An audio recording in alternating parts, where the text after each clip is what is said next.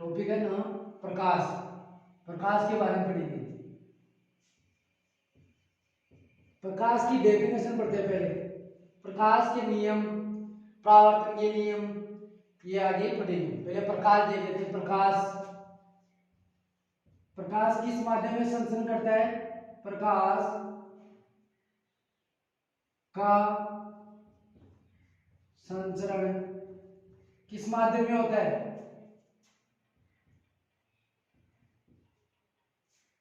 निर्वात में। किसमें संभव है? निर्वात में।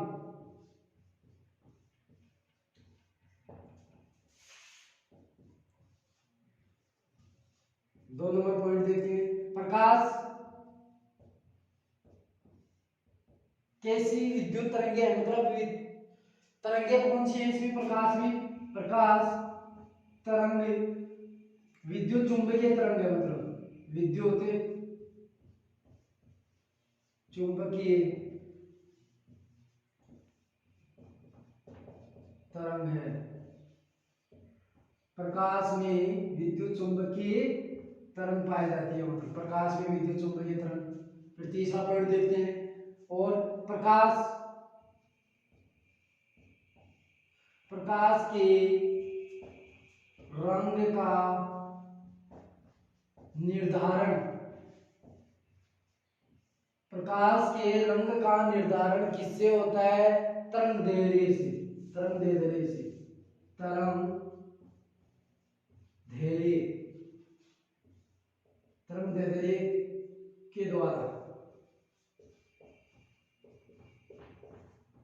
किसके द्वारा होता है? प्रकाश का रंग के निर्धारण तरंग दैर्ध्य के द्वारा। चौथा पॉइंट देखते हैं हम। प्रकाश किस रेखा में गमन करता है? प्रकाश एक सीधी रेखा में गमन करता है, मतलब प्रकाश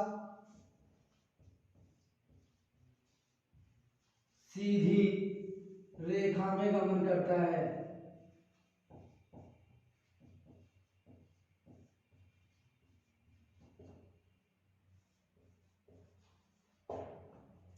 जैसे ये कोई पाइप है, इसमें अगर प्रकाश डालेंगे तो सीधी रेखा में गमन करेगा।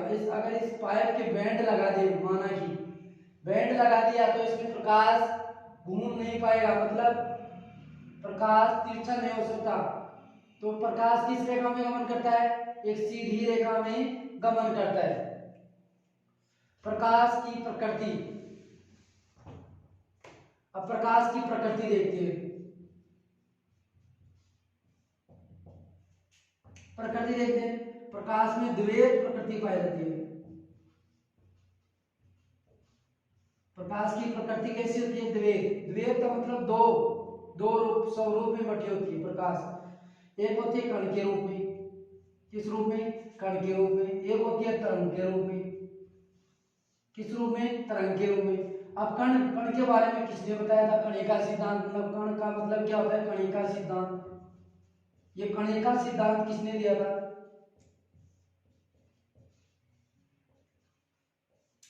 कणिका सिद्धांत किसने दिया था? न्यूटन ने दिया था। न्यूटन ने कौन सा सिद्धांत दिया था? कणिका सिद्धांत। अब आता है तरंग। तरंग के बारे में किसने बताया था? हाइजेन ने। किसने बताया था? हाइजेन ने बताया था। और प्रकाश तरंगे किस रूप में करती है गति? अनुप्रस्थ होती है। अनुप्रस्थ किस रूप में होते हैं? अनुप्रस्थ तरंगे होती है प्रकाश में। और क्या होती है? अनुप्रस्थ तरंगे पाई जाती है प्रकाश में। प्रकाश में अनुप्रस्थ तरंगे पाई जाती है। अनुप्रस्थ तरंगे। अब प्रकाश की प्रकृति हो गई। प्रकाश का वेग। प्रकाश का वेग। प्रकाश का वेग कितना होता है? 3 इंटू 10 की घात 8। कितना होता है? 3 इंटू 10 की घात 8 मीटर प्रति सेकंड। मतलब 3 लाख किलोमीटर प्रति सेकंड। इसका अर्थ क्या है? 3 लाख किलोमीटर प्रति सेकंड। प्रकाश का वेग किसमें, निर्वात में है, ये किसमें है, निर्वात में। निर्वात में कितना है, 3 × 10⁸ मीटर प्रति सेकंड। मतलब इसका अर्थ क्या है, 3 लाख किलोमीटर प्रति सेकंड के हिसाब से इसका वेग है। अब प्रकाश के वेग का निर्धारण कौन करता है, जैसे यहाँ पे आया था प्रश्न कि प्रकाश के रंग का निर्धारण कौन करता है, तरंगदैर्घ्य के द्वारा होता है। तो प्रकाश का वेग का निर्धारण मतलब प्रकाश के वेग का निर्धारण किस माध्यम में, मतलब किस माध्यम में, किस माध्यम में, मतलब माध्यम कौन सा, अपवर्तनांक,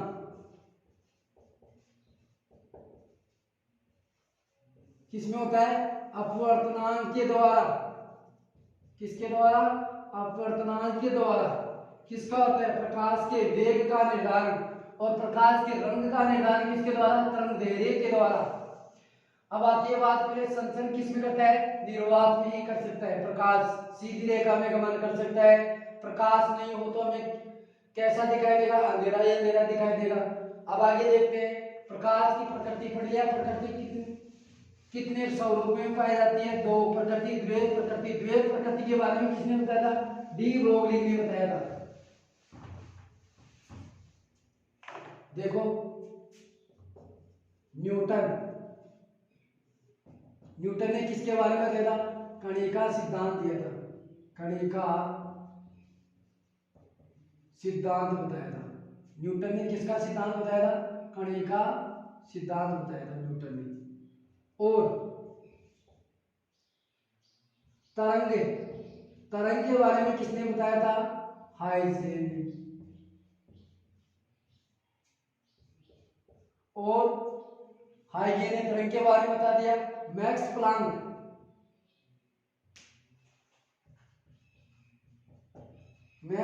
ने किसके बारे में बताया था, क्वांटम सिद्धांत दिया था।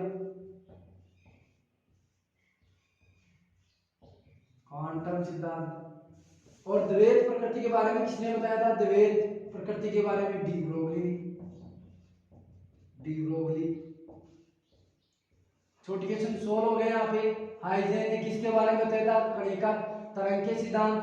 न्यूटन ने किसके बारे में बताया था, कणिका सिद्धांत दिया था। मैक्स प्लांक ने किसके बताया था, क्वांटम सिद्धांत का। द्वैत प्रकृति, प्रकाश में प्रकृति किस प्रकार की होती है, द्वैत दो कणों में, मतलब एक तो कण के रूप में गति करता है, दूसरा करता है तरंग के रूप में गति। तो कण के बारे में किसने बताया था, न्यूटन ने। और तरंग के बारे में किसने बताया था, हाइजेन ने।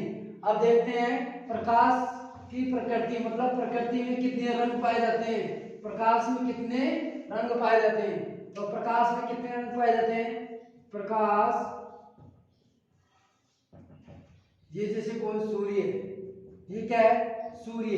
इस सूर्य की किरणों में क्या पाया जाता है, 7 रंग पाए जाते हैं। कितने रंग पाए जाते हैं, 7 रंग।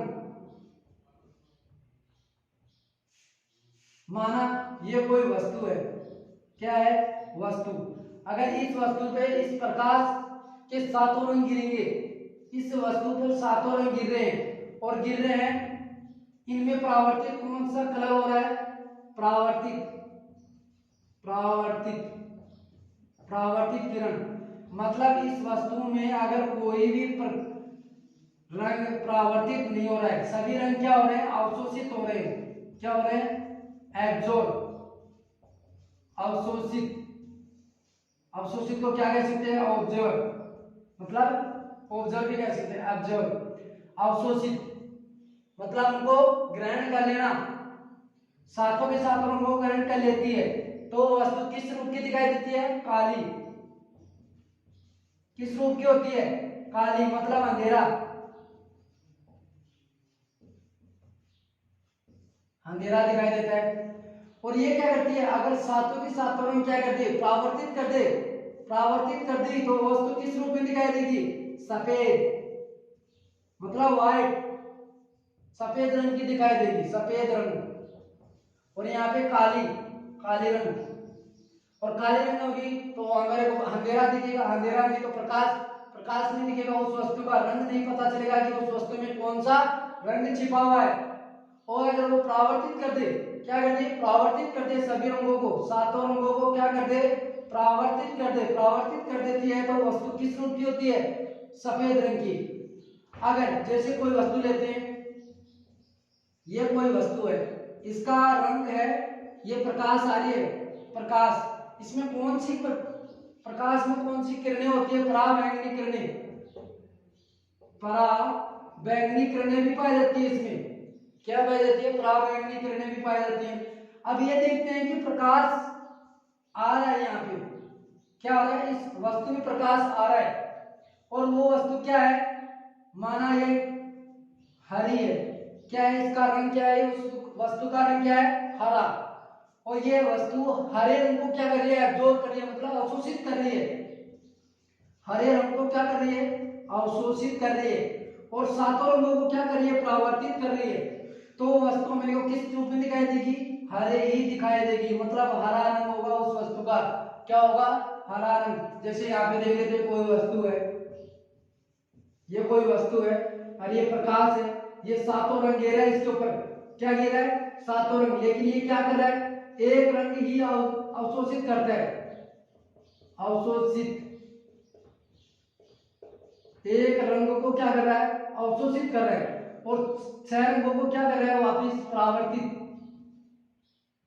परावर्तित, 6 रंगों को क्या कर रहा है, परावर्तित, मतलब वापिस फेंक रहा है उसे।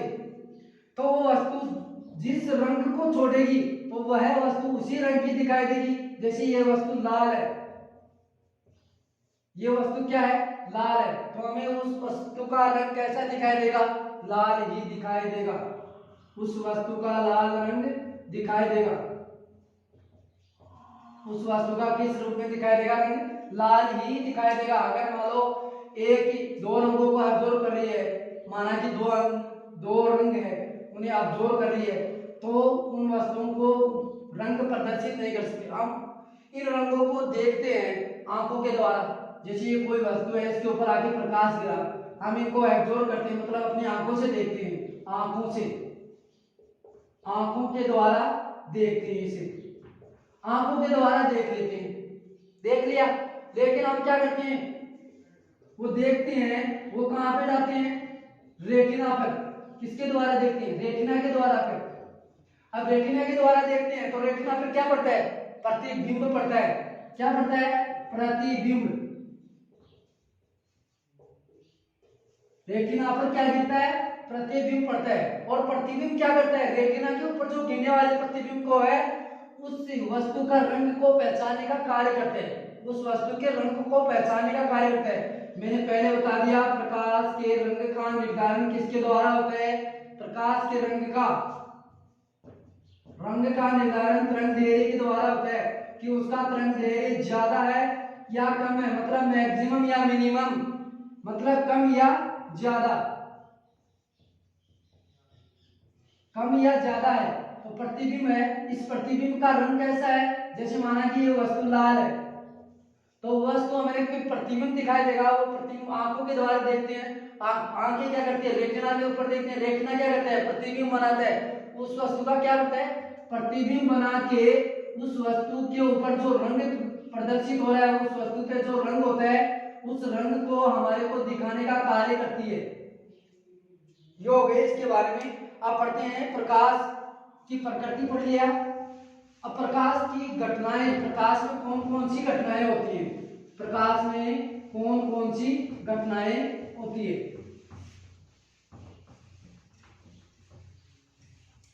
प्रकाश में कौन कौन सी घटनाएं होती हैं, प्रकाश में, प्रकाश का वेग निर्धारण किस माध्यम में होता है, मैं पहले बता दिया, प्रकाश के वेग का निर्धारण, मतलब गोष्ठ में लिखते हैं किस माध्यम में, किस माध्यम, किस माध्यम, मतलब किसी माध्यम, माध्यम में, माध्यम कोई सा भी हो, माध्यम में क्या होगा, अपवर्तनांक से होता है,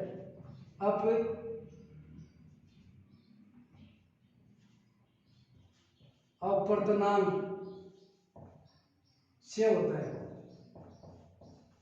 ये तो मान लिया अपवर्तनांक से होता है। लेकिन प्रकाश में माना कि देखते हैं जिन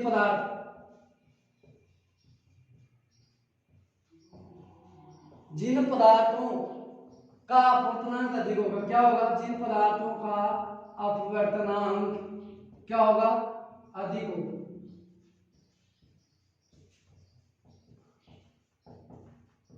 जिन पदार्थों का क्या होगा, अपवर्तनांक ज्यादा होगा, तो उन्हें प्रकाश रंग क्या होगा, कम दिखाई देगा। उनका प्रकाश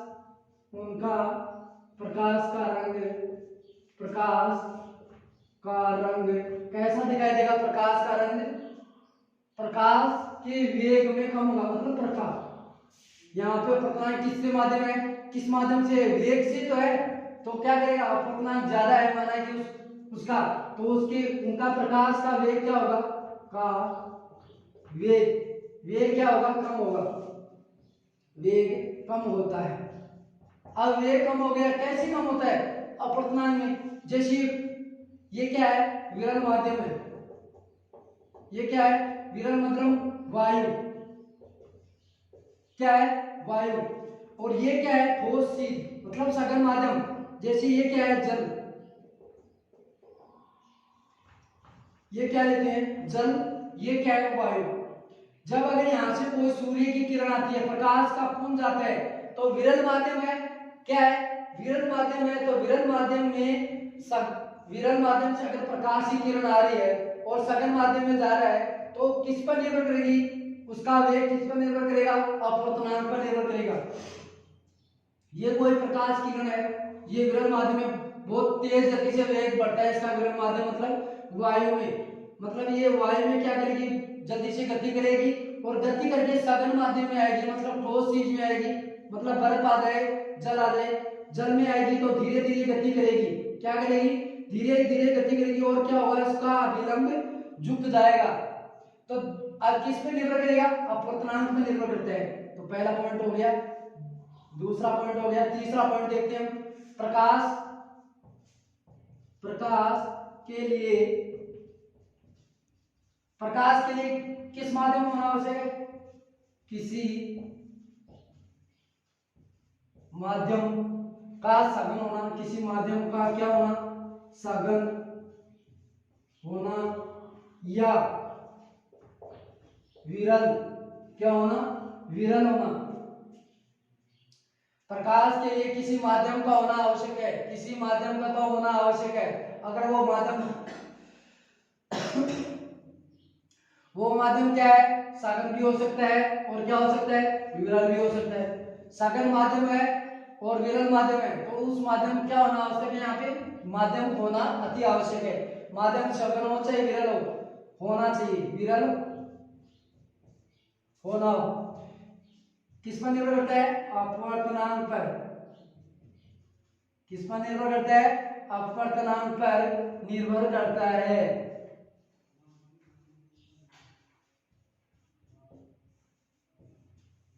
अपवर्तनांक पर निर्भर करता है। अब कैरोसिन जैसे देख लेते हैं, कैरोसिन उदाहरण देख लेते हैं। कैरोसिन पानी की तुलना में क्या है, सघन है, कैरोसिन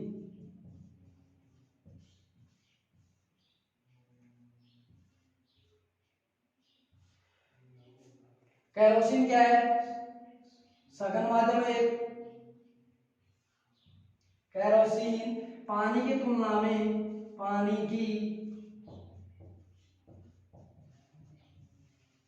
तुलना में सघन है,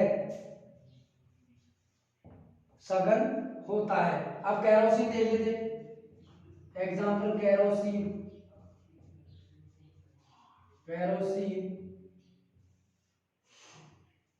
इसका और पानी का मान देख लेते हैं। कैरोसिन का मान कितना होता है और पानी का मान कितना होता है, तो म्यू में देखते हैं, इसका म्यू 1.46 होता है और उसका मान कितना होता है, म्यू पानी का होता है 1.33, कितना होता है, 1.33।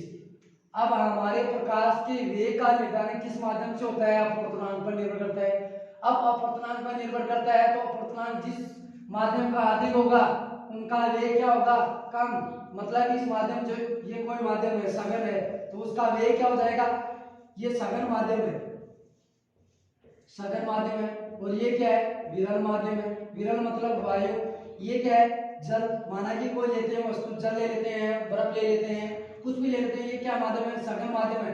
अगर इसमें क्या होगा? प्रकाश की किरण आएगी, प्रकाश की किरण आएगी तो वो माध्यम सघन है। क्या है वो माध्यम? क्या है? सघन। तो उसका वेग क्या हो जाएगा? कम हो जाएगा। और ये माना कि हम सघन माध्यम से कराते हैं प्रकाश की किरण, और विरल माध्यम जाएगी तो विरल माध्यम में उसकी गति क्या हो जाएगी? बढ़ जाएगी, उसका वेग क्या हो जाएगा? बढ़ जाएगा। अब देखते हैं अपवर्तनांक की घटनाएं, अपवर्तनांक की घटनाएं देखते हैं।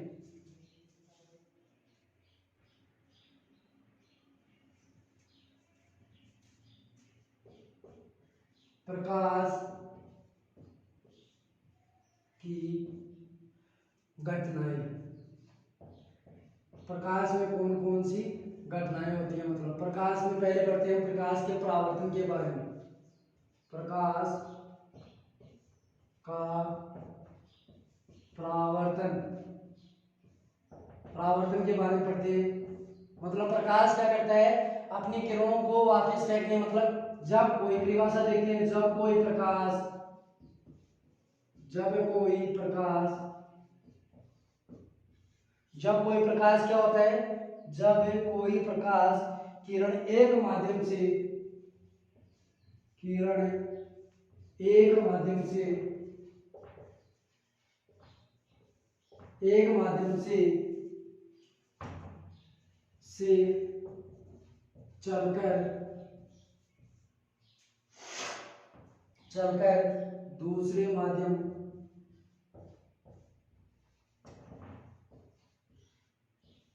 क्या करती है? जब कोई प्रकाश की किरण एक माध्यम से दूसरे माध्यम, चलकर दूसरे माध्यम की सतह पर, की सतह से टकराकर,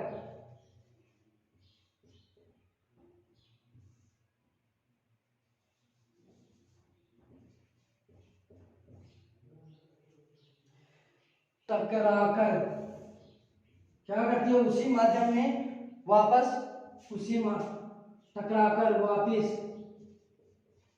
वापस उसी,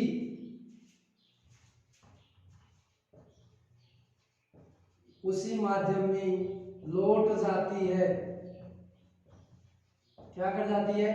उसी माध्यम में लौट जाती है, उसी माध्यम में चली जाती है। जैसे ये दो प्रकार के होते हैं, पहले प्रकाश में परावर्तन, दो प्रकार की होती है। अब दो प्रकार की कौन कौन सी? एक तो सरल मतलब नियमित परावर्तन, नियमित परावर्तन। दूसरा क्या है? विपरीत परावर्तन मतलब विसरित परावर्तन, विसरित परावर्तन। अब नियमित परावर्तन क्या है? इसे हम सरल परावर्तन भी कह सकते हैं, मतलब प्रकीर्णन के कारण आकाश का रंग कैसे, इसमें क्या होता है? नियमित परावर्तन, निश्चित परावर्तन भी कर सकते हैं। इसे क्या कर सकते हैं? निश्चित परावर्तन मतलब एक माध्यम से दूसरे माध्यम में गति करना, वापस उसी माध्यम में न लौटना लेकिन दूसरे माध्यम में लौट जाना। देखते हैं इसकी परिभाषा। देखो ये कोई तल है, क्या है? ये कोई सतह है, इस सतह पर प्रकाश की किरण आएगी और दूसरे माध्यम में लौट जाएगी।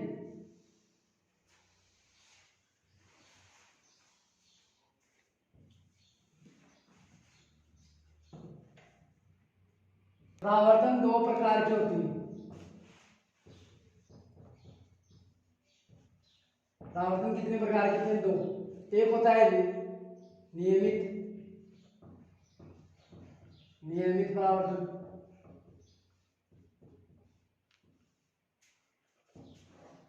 दूसरा लिख लेते हैं विसरित परावर्तन।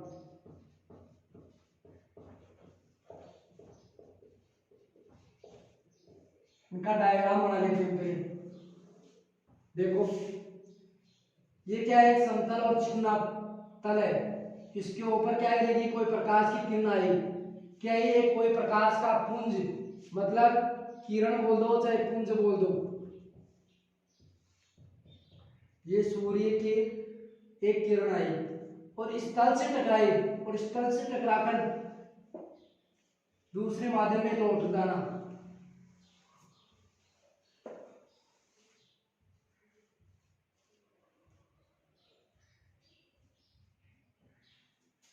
उसमें देख लेते हैं ये कैसा तल होता है, खुरदरा तल होता है।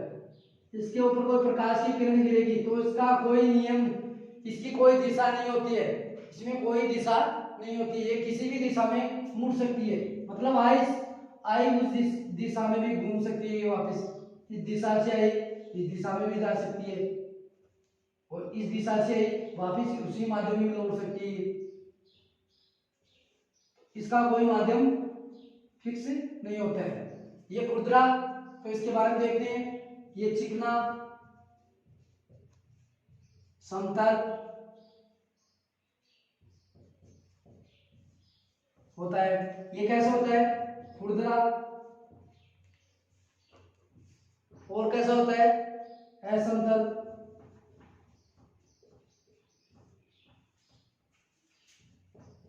इसमें दूसरी परिभाषा क्या है, परावर्तित प्रकाश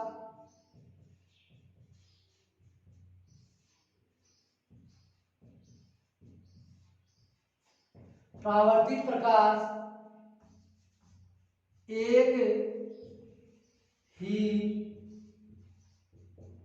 एक ही दिशा में क्या कर जाए, परावर्तित हो जाए, एक ही दिशा में क्या हो जाए, परावर्तित, एक ही दिशा में परावर्तित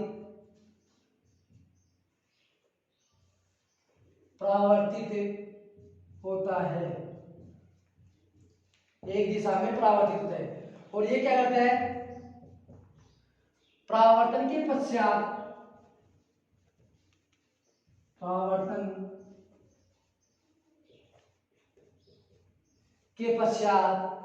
प्रकाश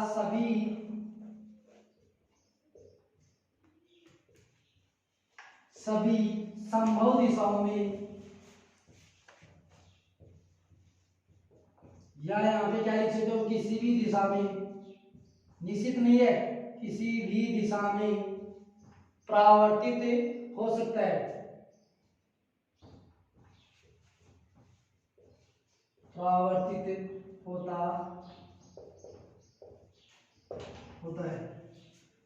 एक पॉइंट हो गया, दो, और तीसरा पॉइंट देखते हैं क्या है, एक ही बिंदु पर प्रकाश आएगा, इस बिंदु से इस तल पे प्रकाश आया और प्रकाश आते ही क्या हो जाता है, फोकसित होने की घटना, फोकसित होता है, मतलब फोकसित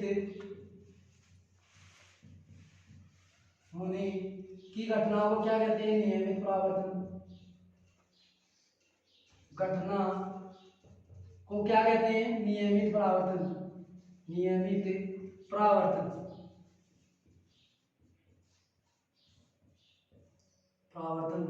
कहते हैं। जैसे यह कोई किरण है, इस बिंदु पर आकर टकराती है, इस तल से टकराएगी और टकराने की घटना को, उस फोकसित घटना को क्या कहते हैं, नियमित परावर्तन कह देते हैं, नियमित परावर्तन कह देते हैं। अब देखो इसमें एक तो खुरदरा है, असमतल है, परावर्तन के पश्चात सभी दिशाओं में संभव है, मतलब परावर्तित कोई सी दिशा में परावर्तित हो सकता है। अब जैसे पेड़ के नीचे वाली छाया के भाग वाले, जैसे उदाहरण देखते हैं, पेड़, जैसे कोई उदाहरण है, पेड़ के नीचे छाया वाले भाग में,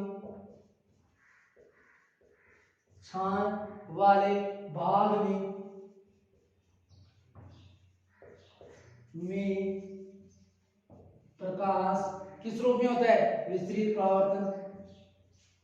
इस घटना को क्या कहते हैं, विस्तृत परावर्तन कहते हैं। परिभाषा थोड़ी लंबी है, फटाफट करना होगा अपने को। ये देखते हैं, चिकना हो गया, समतल, मतलब ये चिकना है, समतल, परावर्तित प्रकाश की दिशा में परावर्तित हो जाता है, मतलब ये परावर्तित प्रकाश की दिशा है जो दूसरी परावर्तित हो जाता है। इसमें फोकसित होने वाले बिंदु, ये फोकसित बिंदु क्या है, उस घटना को क्या कहते हैं? नियमित परावर्तन। इसे क्या कहते हैं? नियमित परावर्तन। ये खुरदरा है और समतल भी है। इसके ऊपर जो किरण आएगी किसी भी दिशा में, मतलब संभव, ये संभव नहीं है कि वो किस दिशा में जाएगी, मतलब सभी संभव दिशाओं में जाएगी, मतलब सभी संभव दिशाओं में परावर्तित होगी। अब जैसे कोई पेड़ है, ये क्या है? ये कोई पेड़ है, इसके नीचे छांव, मतलब ये छाया वाला भाग है। ये क्या है? छाया वाला भाग। इसके ऊपर प्रकाश पड़ेगा, पेड़ के ऊपर प्रकाश की किरण गिरेगी, तो इसमें पत्ते हैं, छोटे छोटे पत्ते हैं, पंखुड़ियां, पत्तियां पाई जाती है। ये पत्तियां, इन पत्तियों के बीच में छेद होगा तो उसके ऊपर भी प्रकाश क्या हो जाएगा? प्रकाश की किरण आएगी। और इस छाया वाले भाग में क्या होगी? जगह जगह पर क्या होगा? धूप की या किरण के प्रकाश दिखाई देगा। इस अंधेरे वाले भाग में क्या दिखाई देगा? प्रकाश। ये हो गया प्रकाश के नियम पढ़ते हैं, प्रकाश के परावर्तन के नियम, परावर्तन के नियम पढ़ लेते हैं। प्रकाश के परावर्तन के नियम, प्रथम नियम के बारे में पढ़िए, मतलब कोण आई बराबर कोण आर। परावर्तित किरण और अपवर्तित किरण, मतलब प्रकाश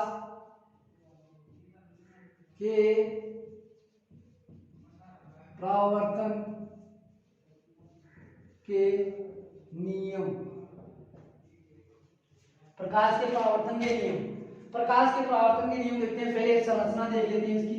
ये कोई तल है, इसके ऊपर आगे किरण गिरी और ये क्या है? अभिलंब, दो भागों, ये अभिलंब बनता है। अगर यहाँ पे कोई किरण गिरी और वो वापस लौट जाती है दूसरे माध्यम में, दूसरे माध्यम नहीं, परावर्तित हो जाती है। जब ये कोई किरण आई और ये परावर्तित हो गई, क्या हो गई? परावर्तित हो गई, परावर्तित हो गई।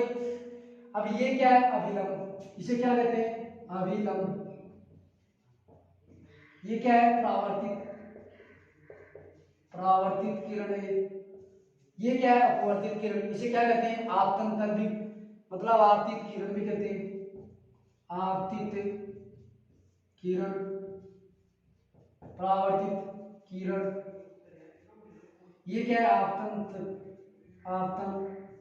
आपतन तल। ये क्या है? आपतन तल। जिसे किस रूप में प्रदर्शित करते हैं? एमपी के द्वारा, मतलब एमपी के द्वारा। और आपतित किरण को किस रूप में करते हैं? ई के द्वारा। और परावर्तित किरण मतलब एफ के द्वारा। और अभिलंब को किस रूप में प्रदर्शित करते हैं? ए एम के द्वारा। किस रूप में? ए एम के द्वारा अभिलंब। ये तल के सदैव किस रूप में होता है? काल्पनिक रूप से। ये किस रूप में होता है? सदैव काल्पनिक रूप से होता है। तो देख लेते हैं इस कोण को क्या कहते हैं। जो आपतन तल से आपतित किरण के मध्य जो कोण बनाता है उस कोण को क्या कहते हैं? आपतन कोण। क्या कहते हैं? कोण आई, कोण आई। इसे क्या कहते हैं? आपतन कोण। और जो क्या करती है? कोण आर, अभिलंब और परावर्तित किरण के मध्य जो कोण बनाती है उसे क्या कहते हैं? आर। कोण आई और कोण आर।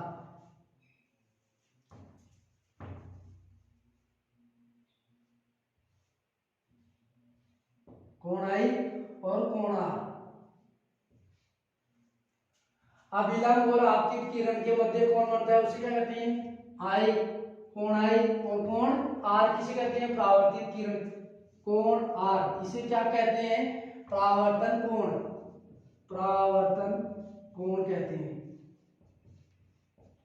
अब इन दोनों को क्या कहते थे हम? मिला, दोनों कोण सदैव किस रूप में बनते हैं? अभिलंब के साथ बनते हैं। ये दोनों सदैव किसके साथ बनते हैं? अभिलंब। सदैव किसके साथ बनते हैं? अभिलंब के साथ बनते हैं। अभिलंब के साथ। अब परावर्तन के नियम, परावर्तन का पहला नियम देखते हैं। आपतित किरण एवं परावर्तित किरण मतलब परावर्तन की घटना, परिभाषा देखते हैं। परावर्तन की घटना में आपतन कोण इसे क्या कहते हैं? कोण आई। क्या कहते हैं? कोण आई। वह परावर्तन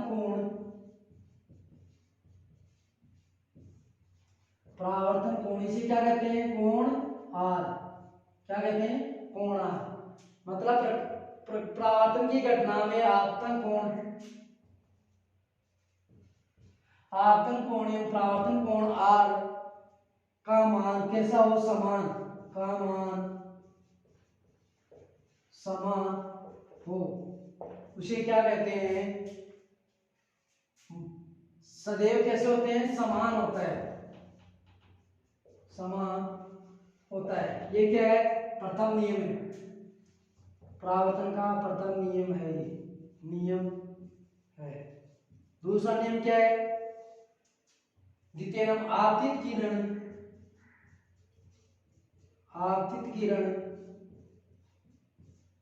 और परावर्तित किरण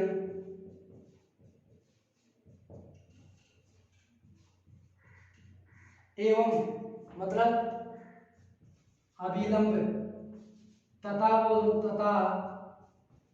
अभिलंब किस रूप में हो? एक ही तल पर उपस्थित हो। तीनों एक ही तल में उपस्थित हो। तो ये क्या है? उपस्थित हो, तो इसे क्या कहते हैं? द्वितीय नियम, परावर्तन का द्वितीय नियम।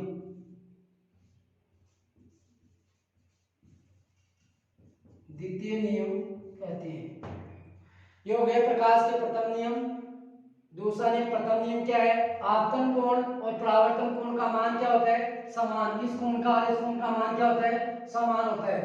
अब आपतित किरण, परावर्तित किरण, अभिलंब, ये क्या है? आपतित किरण है, अभिलंब है और परावर्तित किरण। ये तीनों किस रूप में है? एक तल पर,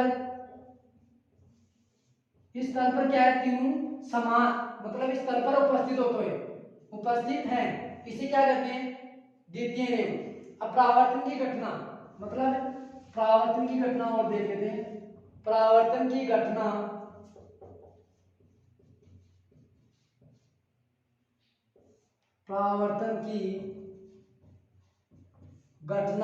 में परावर्तित प्रकाश का वेग, परावर्तन की घटना में परावर्तित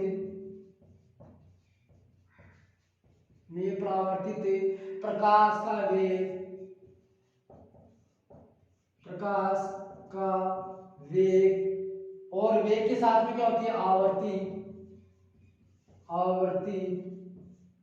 आवर्ती व तरंग दैर्ध्य क्या है? तरंग दैर्ध्य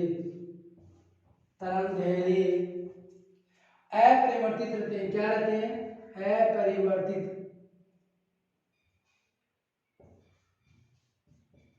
अपरिवर्तित रहते हैं या नियत रहते हैं। तो इनके प्रकाश की तीव्रता क्या हो जाएगी? जबकि प्रकाश की तीव्रता क्या हो जाएगी? नियत परिवर्तित या नियत रहे।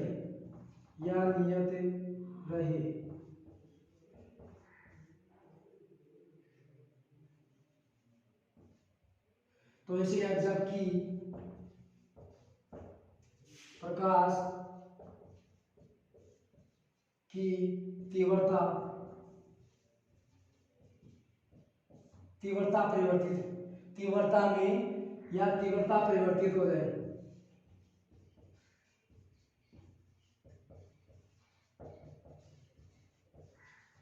प्रकाश के परावर्तन का नियम, जैसे एक उदाहरण एग्जांपल देख लेते हैं फटाफट।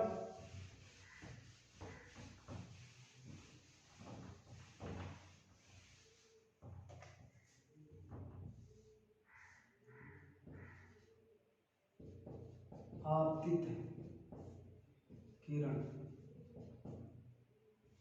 ई के द्वारा रिप्रेजेंट करते हैं। एक एग्जांपल देख लेते हैं। एग्जांपल है, एक प्रकाश की किरण एक ही तल के अभिलंबवत आपतित होती है तथा परावर्तित प्रकाश कितने परावर्तनों से परावर्तित होगी। मतलब एक एग्जांपल देखते हैं, एक प्रकाश की किरण है, क्या है, एक प्रकाश की किरण किसी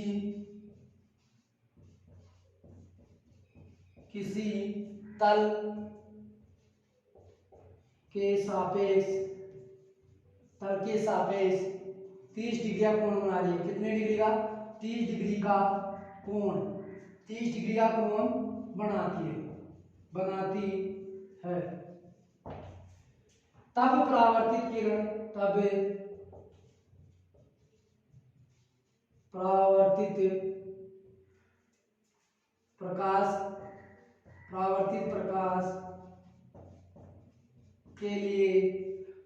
प्रकाश के लिए परावर्तन कोण का मान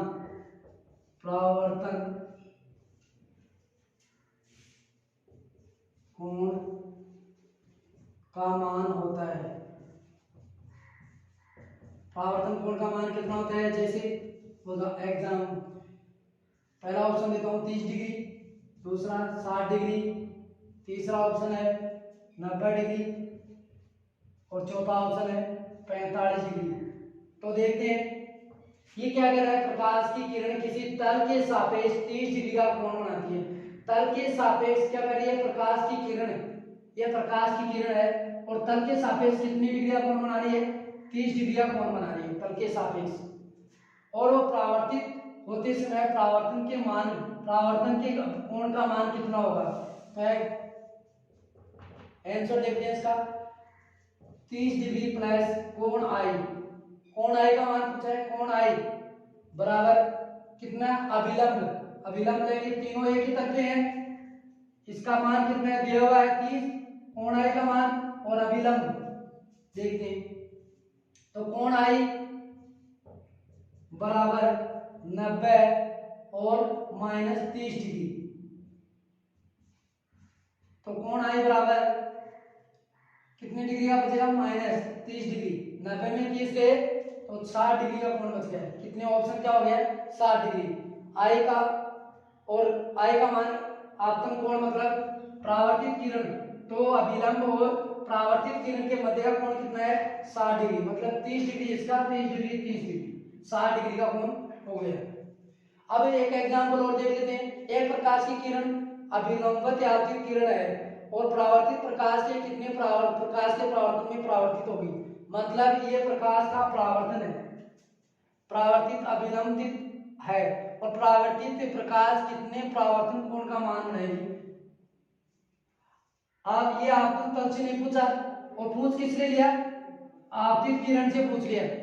और परावर्तित किरण तो इनका मान तो सदैव समान है, इस कोण का मान और इस कोण का मान तो क्या होता है, सदैव समान।